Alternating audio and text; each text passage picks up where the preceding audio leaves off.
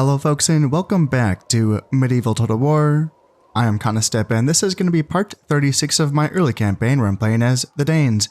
And this might turn out to be the last episode in this campaign. We have 26 turns left before this campaign reaches its natural finish. I am well ahead in points as I have been for quite some time. And in the last, couple of episodes I did just sort of war with the Egyptians just for some fun. I am hanging on to Constantinople. They did not defend this. They just retreated and I took it without a fight. And I've just been waiting for a counterattack, although it did not happen here. The Egyptians did go and attack me in Pomerania for the second time. And so I can spend some time to get these troops back up into fighting shape in case the Egyptians want to fight me again.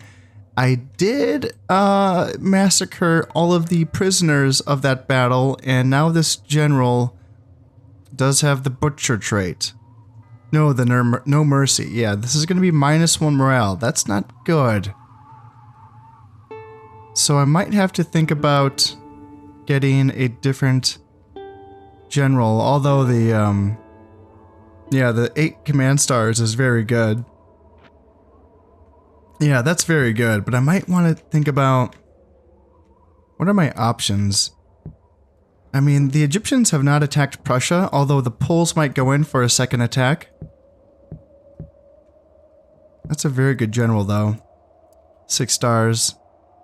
And any leadership traits. Skilled defender, so he's a 7-star general when he's defending. And this is just a 4-star. Yeah, gosh, I might, because this general might be needed here in Saxony, just because the Germans are looking threatening. Now, they have just recently sent a crusade after Tripoli, so that seems to be their focus right now. In fact, let's see, who else are they at war with? They are at war with the Egyptians and the papacy. It would seem strange for them to start a third front, or open up a third front against me, but that is where most of their forces are situated. Now, that is because, the most threatening forces on the map are mine, sure. So that's probably most of the reason there behind that. They could really be using those forces though against the Egyptians. The Egyptians do have their forces in Franconia, and that is something that could swing back into Brandenburg and perhaps attack Pomerania again if that's the province that they want to go after. If they have identified this as my weakest point, then they might go back to this. As far as Constantinople, I mean, this province is just completely splitting their empire in half. And they do have some forces here in Nicaea and Trebizond and then Greece, who all could come together and attack me. So that opportunity is still there for them to do. On my end, I'm okay with this being my last episode for this series. I'm gonna finish this campaign, obviously. So if I have to record another one, I'm happy to. If I have to fight any battles, I'm happy to do that as well. I'm not here just to auto-resolve these battles, just to kind of get this over with. I think that, I think this campaign is, well, right now, this is episode 36, and I have not yet had a medieval Total War campaign not reach 40 episodes. So this has been a pretty fast one, and that would indicate just a lack of battles, I suppose. So I'm happy to, play the battles out, fight them if they happen. But if they don't, I'm also happy to not force it. I am looking forward to getting another campaign going, and I just made a really sick thumbnail, so I'm pretty happy, just excited to show that off, of course. And so either way, I'm okay with it. Whether I need to record another episode or whether this one's going to be it. I'm just going to be sort of attending to my own situation. There's really not much else to build in regards to buildings, except for here in Britain, where I am focusing on my artillery and my gunpowder buildings, and that's kind of it. I started this project a long time ago, just to help Finland carry the load of being the only artillery and ship producing or good ship producing province. And that was probably too late, just because these are still in the process of getting it going. But hey, it turned out okay. turns out that I didn't really need all of those extra reinforcements in regards to gunpowder and boats. The only shame, I suppose, is that by not attacking anything else, I would not be getting to show off my culverins, which I did spend time to build. It's, you know, cool to use those artillery pieces, but, you know, then again, there's going to be other campaigns, right? I intend on playing this game with every other faction, so if there's an opportunity to use that in those campaigns, that is fine. I know I have used the culverins in my Aragon campaign, I'm almost positive, so, you know, it's not like I've never done it before. And I showed off some organ gun play so far in this campaign. I'm pretty happy with that. That's pretty cool. That's and they worked, you know. It wasn't just like yeah, it was a meme, but like they did damage, you know. They did their job. So that was fun. And I'm, again, as I keep saying, I'm happy to fight another fight if it happens. But if I just end up kind of skipping through the next 26 turns, that's okay too, I think. It would be interesting if the Germans decided to attack, just because they have the most formidable army, or navy, army too, but like navy, they have a few boats in the water. Nothing that can match my boats, but still, it would be enough to sort of disrupt things for me. Currently, there are no Egyptian... Let me double check this. There are no Egyptian boats in the water. And yeah, there's no Polish boats or Mongol boats. I can see if the... Can I get a ceasefire with the Poles? I can keep trying. And the Mongols too, you would think, like half of their empire, more than half of their empire is ruled by rebels. So you would think that they would be pretty happy with this, but they have just been declining me the entire campaign. Yep, they are not interested, but yeah, we'll just give it one more shot, I suppose. And let's see. Oh, my king as well. This is my new king. I have not been able to get him married. He's 24. He very well probably will be the last king of this campaign. And he does have 2 younger brothers. 3 younger brothers. I think these are brothers. I don't think these are sons. He's not married, so like, I don't think you can have a son if you're not married for the Catholic factions. I think it's different for the Muslim factions, but I'm pretty sure that Prince Valdemar, Prince Harkonnen, and Prince Christopher are his younger brothers. Quite a bit younger, right? He's, what, 24, and they're 8, 6, and 4. So this is actually kind of nerve-wracking, the fact that there are no heirs of age for the next 8 years. So if he were to die in the next 8 years, that's campaign over, right?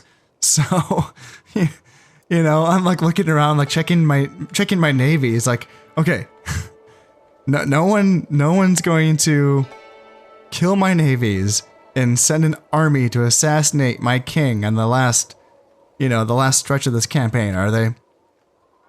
That would be pretty wild. That would be pretty gosh darn wild. Should I just put him in Sweden? just make sure he doesn't die? You know? Yeah, I don't know. I'll keep him in Denmark. I'm just being paranoid. That'd just be so silly. But yeah, I'll keep plugging away at this campaign, and if there's anything of note, I will of course check in with y'all. Oh, well, how about this? The Polish have accepted my offer of a ceasefire. That was surprising, actually. I feel like, I thought they just turned me down not too long ago, and typically, once they've decided, like, once they have their mindset, I feel like that's just kind of the way it is. Although, did war open up between them and the Turks recently? I didn't check that, actually, and I wonder if that's maybe what happened. And yeah, the Golden Horde, on the other hand, still, despite anything and everything, still refuses an audience with my bishop. So I do want to check in on that. Let's see, Strange. Strange is a bad trait, but luckily that's not a commanding general there. Captivating Nature is a good one, +2 morale, but unfortunately he is also not a commanding general by the looks of it. And that's fine, okay. So let me double check this and see. Yeah, the Poles are at war with the Turks. That explains it. Yep, that explains it. And I wonder, did that help my economy? Yeah, making up to 6,000 now. So I was making 5,000 in the last turn, and now pretty much off of just trade with Moldavia, I think, I'm making another grand, which is pretty nice. And I have to say, considering that I'm at war with the Egyptians and they control probably half of the map, and I'm still making 6,000, feels pretty good. I think maybe that has to do with the fact that a lot of their territories, a surprising amount actually, are landlocked. You know, you see like Poland and Silesia, Bohemia, Hungary, Carpathia, Wallachia. These are all landlocked territories. So despite their strength, a lot of that is landlocked. And then a few of these territories are still rebel held, you know, like in Antioch and Sinai. And they never did get around to conquering the rest of North Africa as well. So I think I am trading with the rebels, aren't I? Because if I am... What did this tell me? I think this tells me, right? Yeah, neutral. Yeah, that's pretty clutch. If I was at war with the rebels, then probably I could say bye to my profit. Hey, this is good news. So my king has decided to get married. I had just sent my emissary to try to get the Polish princess to marry my king, just because we got that ceasefire. I figured why not give it a shot. The Italians and the Sicilians were not giving me any hope in the previous episodes, but luckily my king just took it upon himself to get married, and he's still plenty young, I suppose. So not that it's going to come down to it, but just in case, yes, he's doing his duty, and he should hopefully have some sons on the way, and not too long. There has been a big clash between the Germans and the Egyptians in Franconia, and I'm looking forward to seeing what became of that, because that's pretty close to my borders down there. Let's see, so I did manage to kill the German bishop that was kind of floating around, just kind of hunting bishops. And yes, I had to sink this boom, this nice big old Egyptian boat in the Adriatic that was blocking off a fair bit of my trade, so I was able to get rid of that. And yes, thanks for the warning, there's only 20 turns left before this campaign ends. And I have a large military force, yes. A long voyage south, so thanks to royal patronage and encouragement, the Portuguese Guianes has voyaged far south across the Atlantic Ocean and along the coast of Africa. His success in traveling so far brings glory to the royal house and opens up new opportunities for welcome trade. There are new trading goods available in Portugal, and if I remember correctly, that's a pretty big boost for the trade in Portugal. Even though there's only 20 turns left, it's still kind of like a lot of money, if I remember correctly. And okay, that looks fine. All right, let's go down here and see what became of this. The Germans won. Oh wow, that was a fair bit of Egyptian forces here that lost to this. So these forces are going to starve out in just 2 turns, and then these German forces are going to be free. They seem to not really be focusing on me, which is nice. Their crusade's not doing well, though. The crusade hasn't made it past Bulgaria. Yeah. That has to be expected. They gotta support these crusades. You know, that's not enough. That's not enough soldiers. And I think we have just 1 turn left before my younger brother becomes of age, so we can check on him in a moment. Here we are, Prince Valdemar has come of age, and I'm worried that the wraparound effect came into effect again for my king. He had very good influence for quite some time, and yeah, I'm curious to see. So the Pope, yeah, sorry, yep, just not doing a Pope.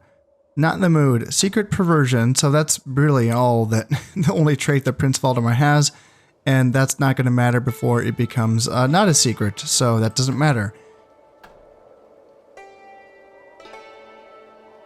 This. Okay, that's nothing. And so how's the influence on my down to 0, yeah. It was so good before. He had so much influence just like a couple turns ago.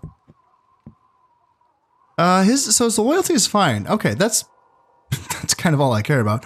And frankly, this is like not that big. You know, it's funny.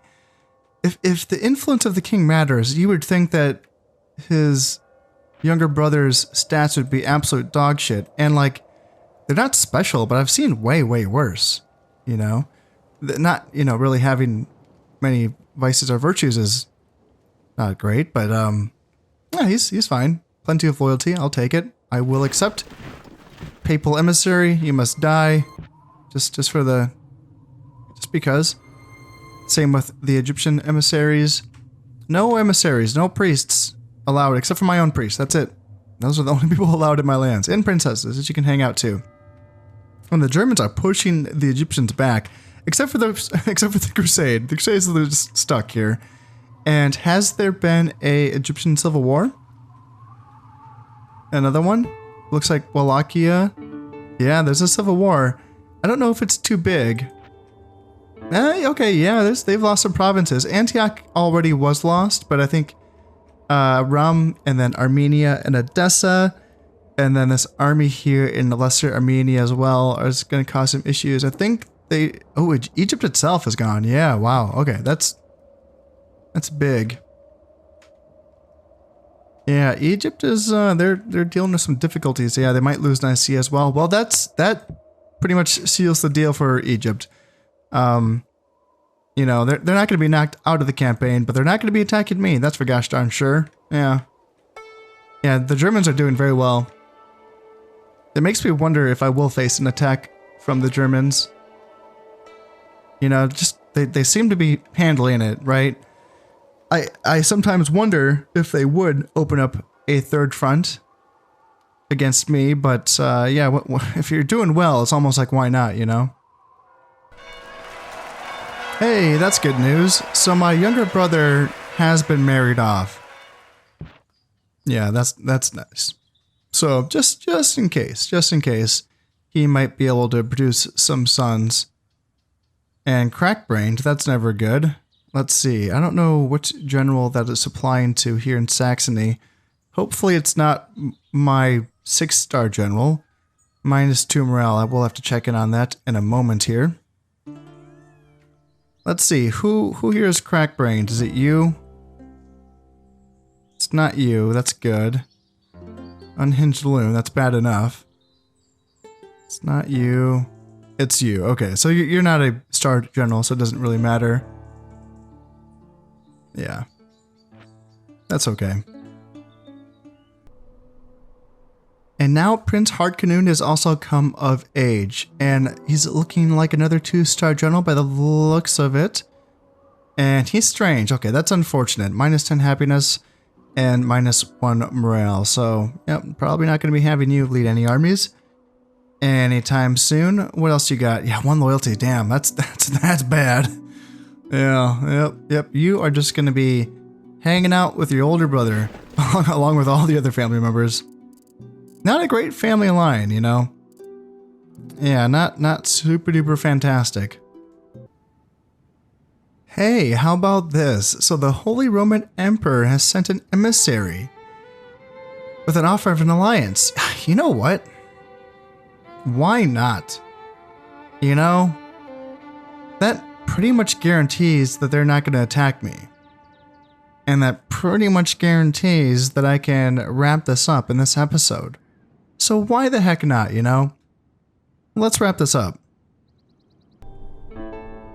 And now my third brother, Prince Christopher, has come of age as well.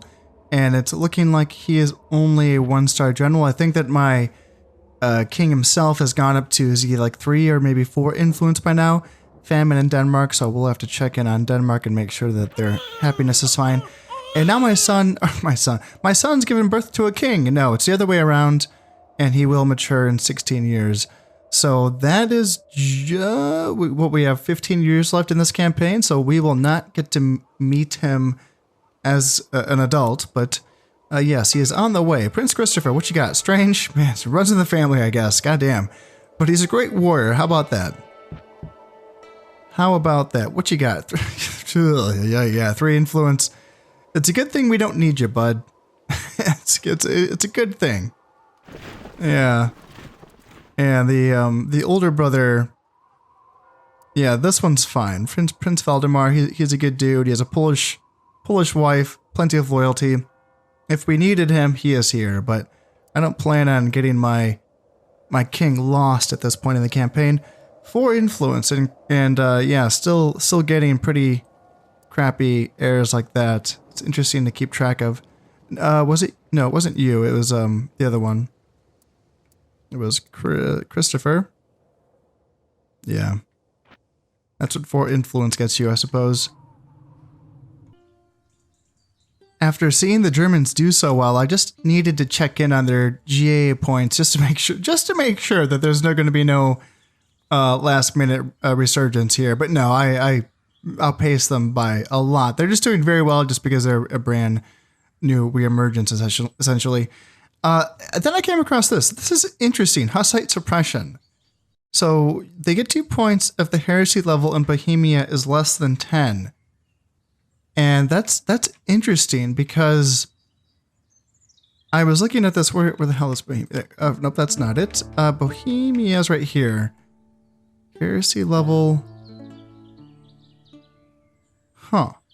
It's 1%. Well, 1%'s less than 10. So why aren't they getting points for that?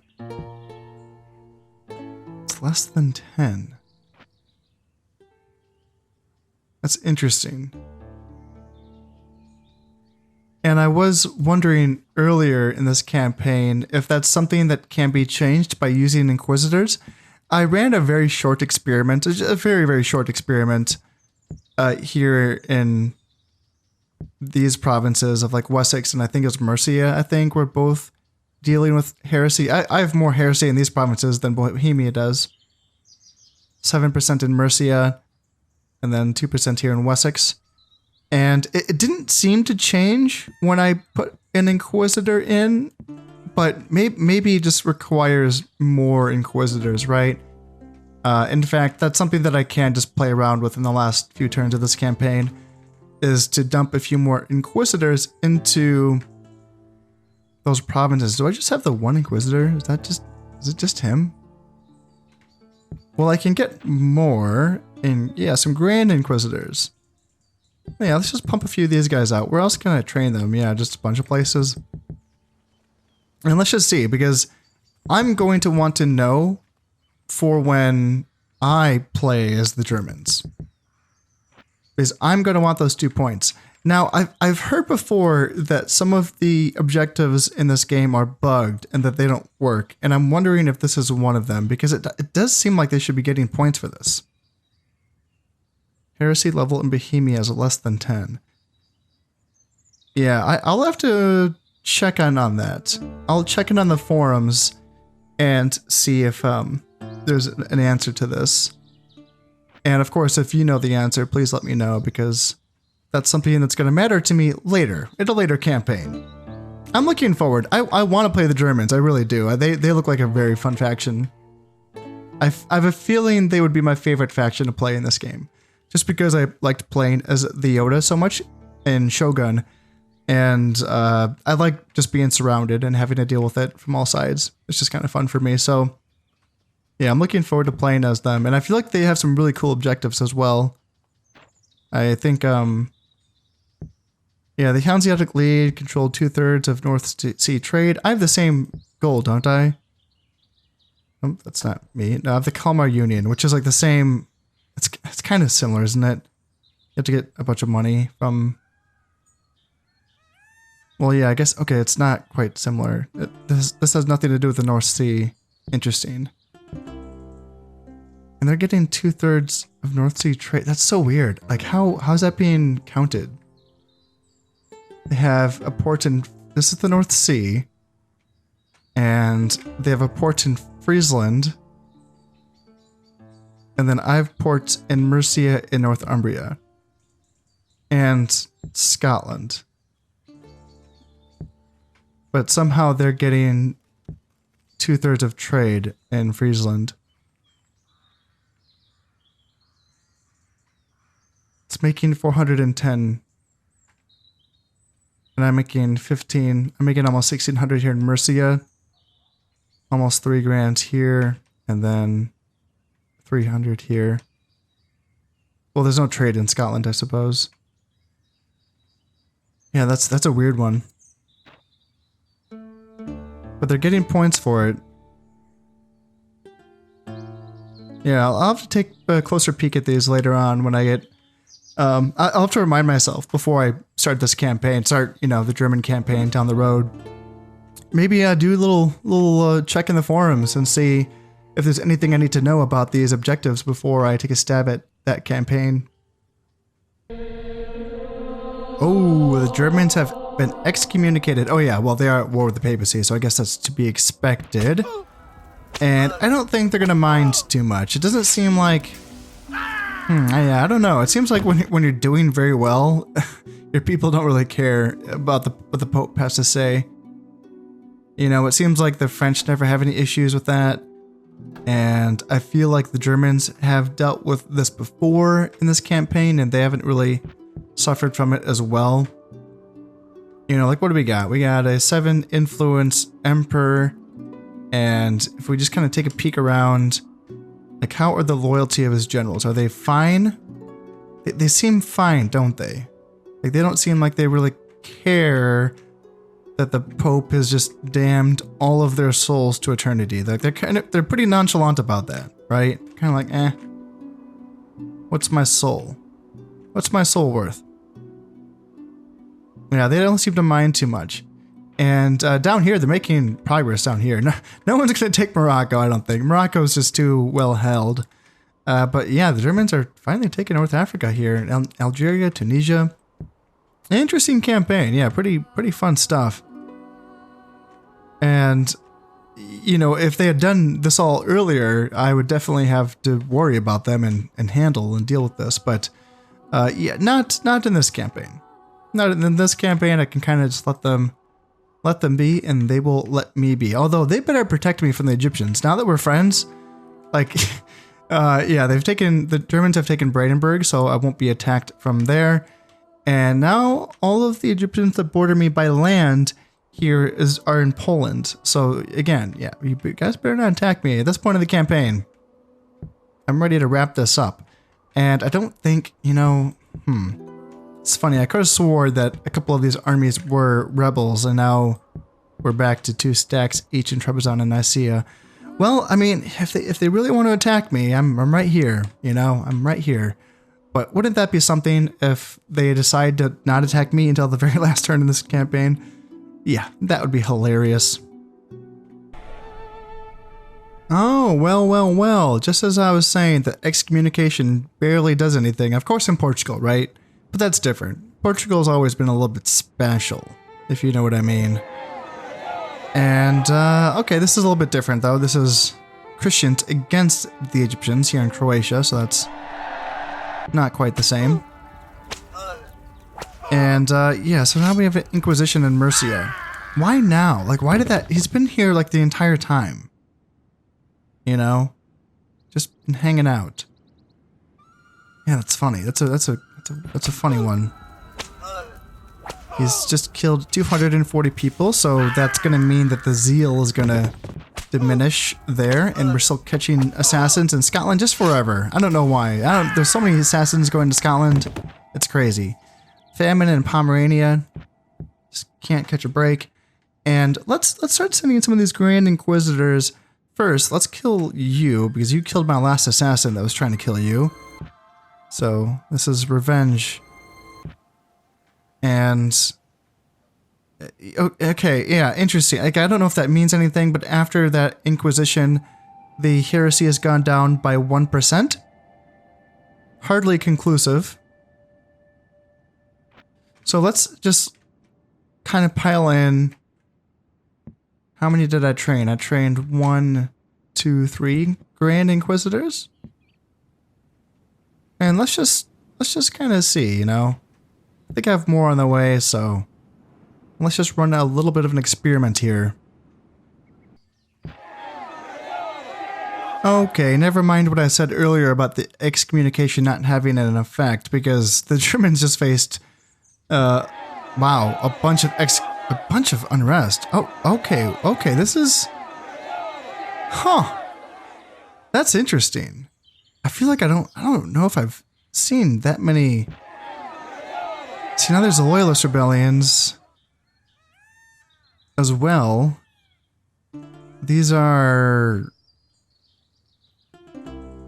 these Egyptian Loyalist rebellions?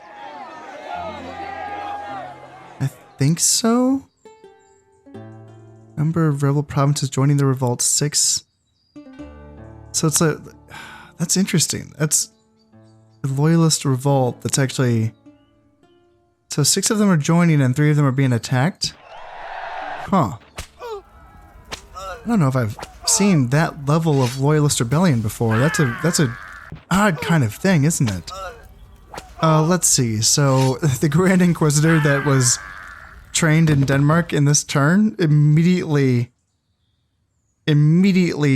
started a crusade or a inquisition and then killed 600 people, like immediately. So, ugh. And yeah, the Inquisition has ended here in Murcia. So let's check in on that heresy level just to see after 2 turns, what do we got? It's still at 6, so I don't know. I don't know. Let's just dump another 4 Grand Inquisitors into that province just to see if that does anything.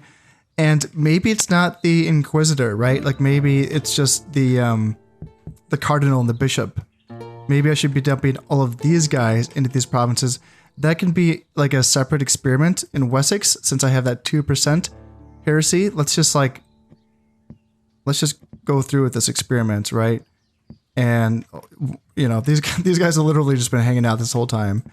So let's just dump them all in Wessex and let's see if we can get rid of that 2% heresy. You know, the Germans might actually lose a couple of provinces here to these Christian rebellions. This is interesting. Yeah, that's a funny thing. I feel like I don't see this ever with the French. You know, like this is kind of significant.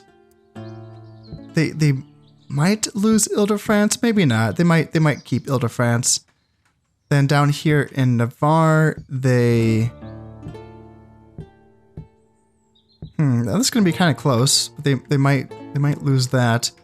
Then down here in Tunisia, they will lose this.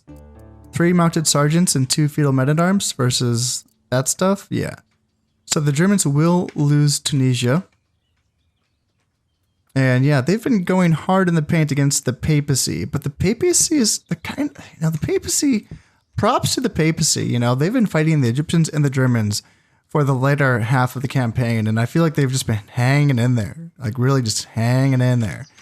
And let's check out, yeah, the Emperor still is doing okay influence-wise, so that's not really an issue, but the papacy, yeah, they're fighting back, you know. They have troops here in Milan trying to sort of close the Germans out of Italy. Are there other rebellions I'm missing? Yeah, there's another one here. Yeah, 3-star rebel general versus what? This stuff? That might be enough. Yeah, I think the Germans will hang on to Austria. And then some Christian rebellions that the Egyptians have to deal with. Yeah, chivalric men-at-arms, that's kind of funny. The Egyptians have to deal with that, as well as their own problems, right? Like, what's going on? Are they still kind of... They kind of stabilized, didn't they? They still don't have Antioch, but that's been that way for a while. And they still don't have Sinai. So yeah, they kind of did stabilize, it seems like.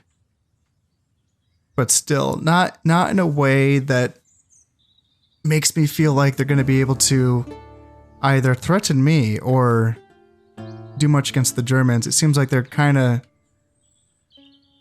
you know, well, I don't know. They're kind of maintaining their line, aren't they? But they did lose some territory. They did get pushed back. They were all the way here in Franconia. So yeah, they have been pushed back a bit. Gosh, you know, after a few turns, I'm starting to think that maybe the Grand Inquisitors are doing the job here. Heresy is down to 3% here in Murcia. However, it gets a little bit confusing because the Cardinals also have gotten heresy down to 1% here in Wessex. I'm just, you know, it's hard to know exactly what's happening with all this. And so I'm just kind of observing things, but it kind of seems like they're both working. You know, like, it kind of seems like both agents can combat heresy. I'm going to continue to keep an eye on that, but I just wanted to sort of point that out before I continue on.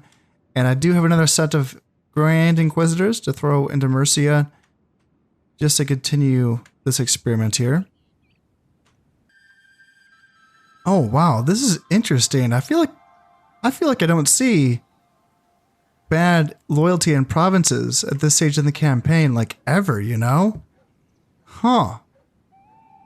Yeah, that's interesting. I think that Mercia did just have a famine, but still, I've had famines in other provinces that are also lightly defended. I feel like I had a famine in Denmark in this episode, and there's really not much here, although unless like Denmark is getting extra loyalty boost from having the king there, perhaps.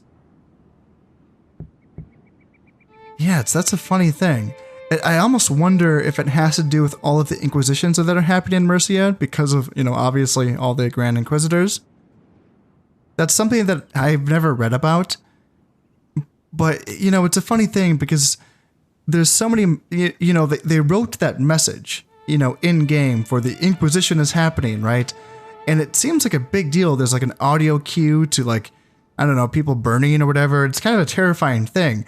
But it doesn't seem to have much in-game effect except for reducing zeal, which it has. The zeal's just in the last turn, I feel like it went from 33% to 26%, so it's still being reduced. But sometimes I wonder if it's not just zeal, would it also have anything to do with the loyalty? Now, I think this is mostly to do with the famine, but man, I feel like I've seen plenty of famines that, you know, in the late game, there's just so many buildings that you can build. Although, I guess in Mercia, do I really have those buildings? I don't have a town watch. I don't have a church. These are both happiness buildings. And I don't have any of the agent buildings, like the taverns. Yeah, like a tavern also, I think, gives a happiness boost. So maybe, you know, like maybe that's also a part of it as well. I used the British provinces just to simply like tech up for trade and boats and artillery, and I didn't really focus on anything else. So that could also have something to do with this. Okay, come on. That's proof, isn't it? That is proof, I feel like. Grand Inquisitors are lowering the loyalty. This is on low. Low taxation, and I have 0% loyalty. I'm going to deal with a rebellion here in Mercia. My goodness. Whoa, this is crazy. Huh. That is so bizarre. I wonder, like, I want to kind of mess with the Germans now. Gosh, that's a funny thing. I'm almost positive that I used Grand Inquisitor strategies against the French when I was playing as the Aragonese in one of my first campaigns. And I don't know, other than the fact that they can try people for heresy, and that can essentially cause a chain of vices that lowers dread, and therefore lowering dread in governors can, you know, in a roundabout way, that can cause issues, right? But other than that, I wasn't sure if their influence directly impacted the loyalty of a province, but that has to be proof. I mean, there's no other reason for Mercia to not have, well, I mean, to have issues, right? So, yeah, that's interesting. Let's just throw a bunch of, that's still 0? 51%, okay, let's just throw a bunch more troops in there. 200%, there we go, that's all we needed. A bunch of javelins and Pavese arblasters. There we go. Crisis averted. We should not be having any more issues. But now, the Germans, okay, so let's just see. Like, it should happen to them too, right? Because I feel like that's not how it worked before. I feel like against the French, it's like they were impervious. Look at this. The Germans really want Morocco, and despite sending that many troops, they've been trying to take Morocco for a while now, and they keep sending more and more troops, and they keep retreating because the forces in Morocco are so strong. They're just really dividing their attention. They're just going after the Egyptians, the papacy, the rebels in North Africa.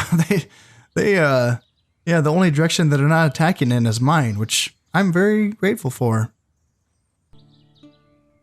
And would you look at this? I just loyalty bombed Normandy. Very low taxes, 0% loyalty. Oh my goodness. Okay. Now, this is something that... Okay. I've wondered before if certain factions, and I've said this multiple times on channel, I've wondered before if certain factions are more predisposed to having more of certain types of stats. Something that's kind of like an historical thing that's tied into the faction. Like the Byzantines having high influence, for instance. And, maybe the English kings have high dread. And maybe the French royalty has high piety.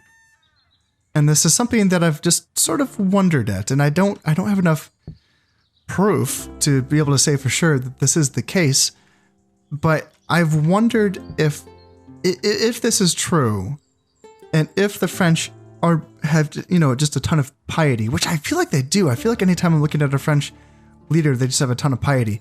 And then I look at the Germans, right? Like, zero piety, 0, 0, 2, 0, 0. This is look at how low that is. I feel like I would never see a French stack with that much low piety or 0 piety, right? And it's interesting because I wonder if that somehow ties into this. Like if there's a high piety governor of a province essentially protecting his province from inquisitors causing this kind of damage. I kind of almost want to go back to my Aragon campaign just to kind of see how many Grand Inquisitors did I throw into any one province. Would I really try to bomb a province like this right here? That's worth keeping an eye on. That's a weapon. Holy shit, is that a weapon? Because unlike the Grand Cardinals, I don't think they're called that. They're just called Cardinals, aren't they? Yeah. Cardinals can only be trained in one province, that being the province that has the cathedral in it. You can only build one, so you can only have one province that trains cardinals. And considering that the cathedral gives +3 morale, it's a really good thing to train soldiers here and not a religious agent. But Grand Inquisitors can be trained in any single province that has reliquaries. And you can build a reliquary anywhere, and you should because they give +2 morale. So it's possible to train this many Grand Inquisitors. It's not a foregone thing. You can kind of do it. You can kind of get around to it. And if it's this effective against Catholic factions, my goodness, that's a weapon. Oh man, I'm just I'm excited. I'm very excited. That's a cool thing to know going forward into future campaigns. And now the Germans are invading Sinai? Oh my goodness, they are unhinged. Jesus. They are just going wild over this map right now. It's really something to watch. I mean, this is despite, me sort of accidentally causing issues in Normandy and Brittany, which, it's not really going to slow them down much. Look at this. Going right after Sinai. Jesus, attacking the Egyptians. I mean, that's not Egyptian held, of course, but that's very close to Egyptian territory. Right in the heartlands of Egypt. And the one place, though, this is going to be the one that got away. Morocco. Sorry, Germany, you just can't have it. You don't get Morocco in this campaign. And we are causing these tiny little peasant rebellions here in Normandy. But it's not much. Yeah, it's not much. Still, it's interesting to know that Grand Inquisitors are capable of doing that sort of thing. And it does kind of seem like the Cardinals are getting the job done here in Wessex and Mercia. Heresy is down to 2% in Mercia and 0% here in Wessex. That's good to know. I would like to be able to remove heresy in my own provinces without having rebellions. And without killing thousands of people at the stake. It was thousands of people. Those messages were kind of, they were out of control. Those Inquisition messages, they were just really, yeah, the numbers were appalling. So it makes sense. It makes sense that people weren't happy. I always wondered that. I always wondered how, like, you know, the Inquisition didn't seem like it really did much, you know? I thought it was just connected to zeal. But no. No, apparently people are pretty unhappy when a dude in red robes comes riding into town and starts burning people. Makes them unhappy. Now I know. And we are just about at the end. Yes, this is going to be the year 1453, and I think that I have to press enter just one more time to, actually clear this campaign out. So let's just let the AI do a little bit of thinking here, see how they want to end this one. And I'm lucky, I guess, that the Germans only do get 1 point per 4 or 5 provinces owned. Otherwise, I wonder if they would have made this close at the end here, because yeah, they're really doing well. Probably would have been pretty fun to start a gigantic war against them, but yeah, why prolong the inevitable? Gosh, the AI really is taking its time to think this one out here. My goodness, that was a very long end turn. Jesus, that might be the longest end turn that I have ever experienced in this game. I was a little bit worried that the game may have frozen. But no, it looks like we're going to be okay here. So I'm just going to check in. Let's see, I was able to hunt down an emissary here. The Egyptians are being pushed back out of Hungary and Croatia. The Germans are going to retreat from Palestine.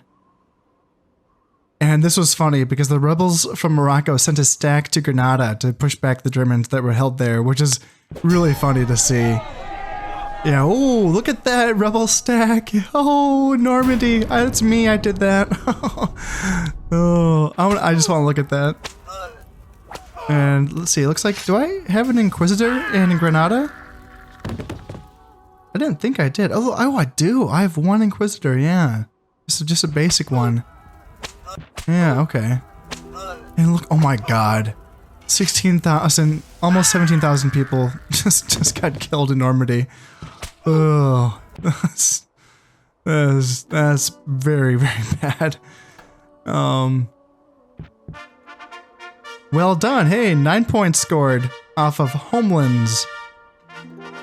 Bum, bum, bum. There we go. I just want to look at this. Let's look at what is this? All right, so we got some Pavis Arblusters, some regular Arblusters, some Arquebusiers, and some militia sergeants, and a 4-star general. That's not bad for a peasant rebellion. You know, that probably would win the fight. Okay, yeah, good to know, good to know. All right, population loyalty is fine. Everyone's happy. Money, I'm making 500 florins. I think, I mean, I kept building boats, so I think that kind of cut into my income by quite a bit. And let me just double check. There's no Egyptian boats for me to kill. Oh, yes, there is. Let's just have at it. One more naval battle against this Bagala. And we have 2 Carracks. Oh, this is going to be good. Just put that in. And yeah, let's wrap this up. Let's go. Drop a save. End this turn. Hopefully the end turn this time doesn't take as long. All you have to do is count the points. Let's go, AI. You got this. Yeah, it's weird that the end turns were taking so long. That was another long one. Yeah, that's a strange thing. I know that I think the game freezes more if you have too many save files. And so I make sure that I delete my old ones. So I'm not really sure what's causing this issue here. Luckily, it's not like actually freezing. Luckily, knock on wood, right? All right, yep. Germans have decided they cannot win and they are going to retreat from Hungary. And yeah, the Germans are retreating from my peasant rebellion force horde in Normandy. That's hilarious. Germans are going to retreat from Egypt. The Germans still can't take Morocco. And yes, we did sink that Egyptian boat in the Eastern Mediterranean. And there we have it. The year is 1453, and the time has come to assess the glory of your realm. Your glorious achievements outstrip those of all your rivals. Victory is yours. Even though your rivals survived alongside your outstanding empire, they were unable to match your achievements. Glory is yours. The Danes. And I believe there is going to be an audio clip here.